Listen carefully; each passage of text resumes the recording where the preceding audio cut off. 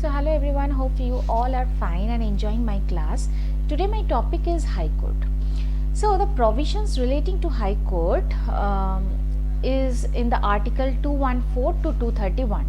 Today in this video we are going to discuss the important topics under the High Court, and it's exam specific. I am not going to cover each and everything, but only the important portion under High Court. So first let me explain you about High Court, or let me discuss some of the important points. That is, there are total 25 High Courts in India at current, 6 having control over more than one state and union territories. So you know, the High Court is usually guided by Indian High Court Act 1861. The first 3 High Court were Calcutta, Bombay and Madras, which was established in the year of 1862. After that, in 1866, Allahabad High Court, 2013, Manipur, Meghalaya, Tripura and so on. So, at current moment, there are total 25 High Courts are there in India. Now, High Court is also known as second highest judicial authority in the country. It comes next to the Supreme Court of India. So first comes highest appellate body, Supreme Court. It's a highest court. Second highest is the High Court. Now let me tell you just what are those 25 High Courts are there in India.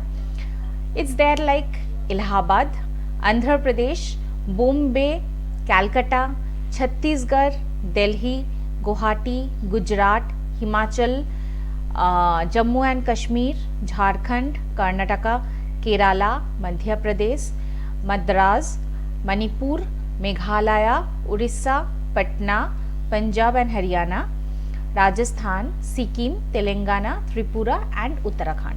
So all these 25 High Courts are there in India at current. All the states have their respective High Courts as per article 214 of the Constitution. It is said like that each state should have one High Court. Okay, but in some cases there may be single High Court for 2 or more states also. That means one High Court can control more than 2 states or more than 2 territory. It is also possible, that is under article 231. And these courts have control over a state, union territory or a group of states or a union territories. So the High Court can control a single state also or more than one states also, means more than one state also, 1 or 2, or High Court can control territory also or union territories, more than one territories also. So let us see what is the composition of High Court. So every High Court of a state or states consists of Chief Justice, which appointed by the President with the consultation of Chief Justice of India and the Governor of the states. So composition of High Court means it should contain one Chief Justice of High Court. We called them as a Chief Justice of High Court, who is appointed by the President with the consultation of Chief Justice of India and Governor of the state. And in case if they feels that other judges are also required, that means additional judges, then also along with the Chief Justice, other judges are appointed by the President as per the requirement of work. If work is more, they can hire more, other judges or additional judges. If the work is less, then only some judges are enough, 1 or 2 judges are enough.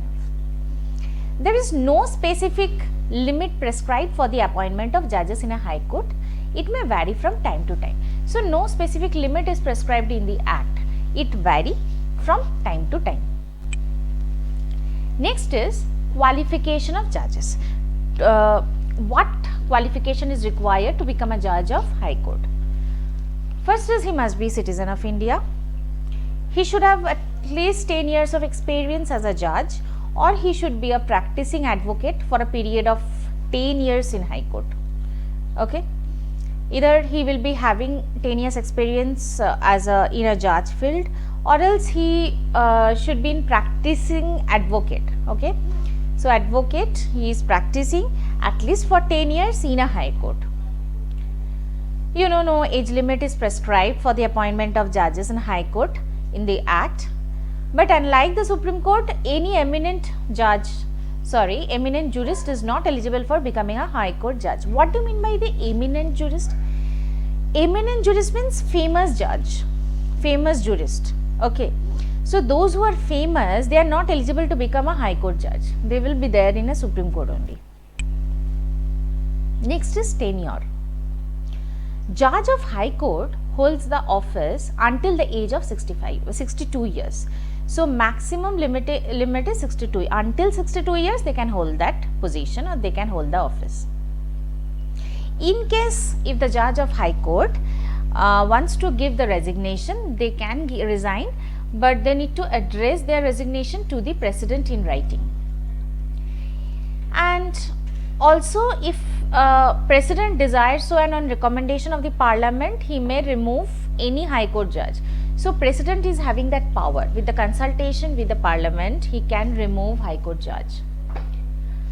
High Court judge is said to vacate his office when he is transferred to another High Court, or he is elevated to the Supreme Court. Either he is there in a one High Court and he is transferring to other High Court. In that cases, what happened? This seat will be vacated, or else from High Court the judge is going to Supreme Court. In that case also this seat is going to be vacated. Okay, so High Court judge is said to be vacate in these two ways. Either he is going to some other High Court, from one High Court to other High Court, or else from this High Court to he can elevate to the Supreme Court. Now it is also same like a Supreme Court. So removal of High Court judges, they easily can be removed, okay, on two grounds. One is misbehavior and other one is incapacity to hold office.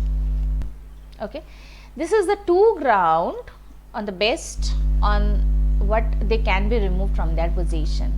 And you know who can remove the President with the consultation of the Parliament.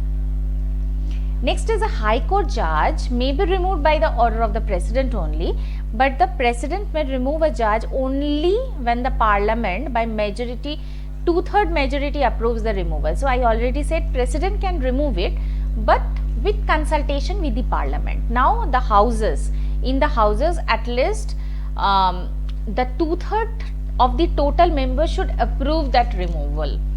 Okay, if 2/3 majority approves for the removal, then such judge can be removed by the President. And the procedure for impeaching a High Court judge is quite similar to that of the Supreme Court judge. So we already read in the last video about the impeachment of the judges of Supreme Court. So here also the procedure of impeachment of High Court judge is also quite similar like Supreme Court. Next is about jurisdiction and power of High Court. So how many jurisdictions are there? First is original jurisdiction. High Court is having the power to hear the case at a first instance as an original court. So what happens, like if you are having any dispute relating to marriage, will, contempt of court or any other violation in fundamental rights, you can directly file an application to High Court. You can directly go to High Court. That is original jurisdiction. So High Court is having that power to hear the case directly or at a first instance also. That is only the meaning that original court we call them. That is original jurisdiction. Next is writ jurisdiction. You know, writ petition we can file Article 226. Under Article 226 we can file writ petition to High Court, and Article 32 we can file to Supreme Court.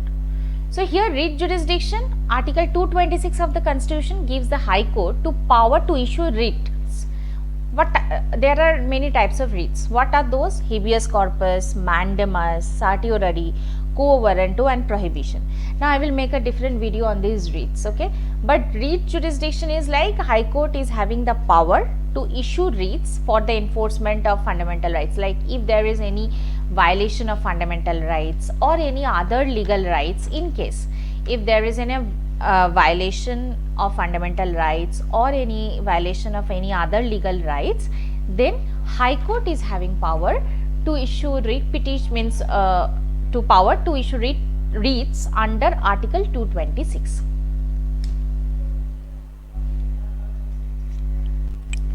Next is appellate jurisdiction. You know, the highest appellate body is Supreme Court, but whenever you are aggrieved with the order of High Court, we can go to Supreme Court, right? So in that cases you can appeal to Supreme Court. But when you are aggrieved with the order of District Court or any other subordinate court, definitely you can appeal to High Court. So appellate jurisdiction means High Court is the topmost court in the terms of hierarchy in the state wise. Supreme is the India level Supreme Court, but High Court represents state wise. So it is subordinate to the Supreme Court, but controls all subordinate courts like District Court, small courts, okay, Metropolitan City Court, all those things. So High Court of a state has appellate jurisdiction in both matter, like civil, criminal, both. Next, High Court is having supervisory jurisdiction, which is coming under Article 227. So according to Article 227 of the Constitution, a High Court also works as a supervisory body in a state. It has to supervise all the courts and tribunals in a state. In a state, whatever courts and tribunals are there, the High Court is having power to supervise all those courts and tribunals under its territorial jurisdiction. Whatever is coming under its territory, under its territorial jurisdiction, High Court is going to take care of those or will take control all those. And the power of High Court is not unlimited. That doesn't mean High Court is having power to supervise all those subordinate court, but that doesn't mean that the power is unlimited, okay. They can do it they need to do it very carefully, but in very rarest cases. Not all the time they cannot interfere in the subordinate court's problem, but yes, in the rarest case they can do so. They can supervise all other courts which are subordinate to that court.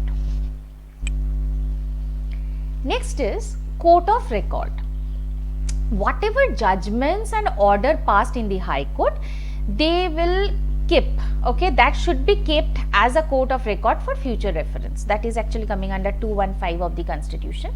So court of record means High Court is having power to keep that court of record, that whatever judgment orders is going to be passed in the High Court, that should be kept as a court of record. We called it, it's a court record or the record of the court for the future reference, so that in future if anyone is if anything is required or if Supreme Court asks to furnish all those things, so that you can do so.